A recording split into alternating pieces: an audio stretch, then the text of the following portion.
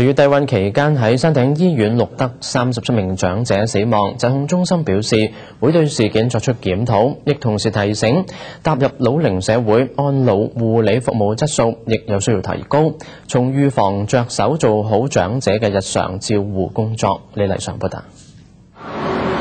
農曆新年頭2個禮拜，山頂醫院錄得37名長者死亡。當時寒流襲澳，令外界質疑當局照顧長者不力，令長者患上低溫症凍死。疾控中心亦都被質疑未有採取積極措施控制病情。疾控中心對此表示有檢討改善嘅空間。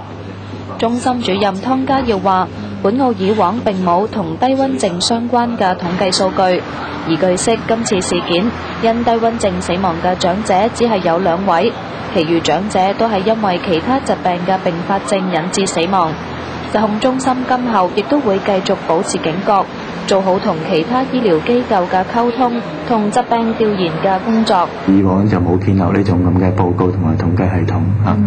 咁今次當係幾十年嘅一次比較特別長嘅寒流啦嚇，咁但係呢個寒流係一件唔好嘅事情，但唔好嘅事情咧提醒咗我哋響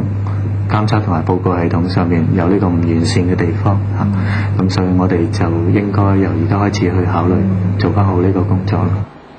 湯家耀亦都提醒，本澳進入高齡社會，老人家越嚟越多，加上近年天氣反常，一旦遇上寒流，體弱嘅長者身體容易唔適應，引發各種疾病。從預防同公共衛生角度出發，湯家耀建議應該從提升安老護理服務嘅質素着手。澳門電視台記者李麗常報道。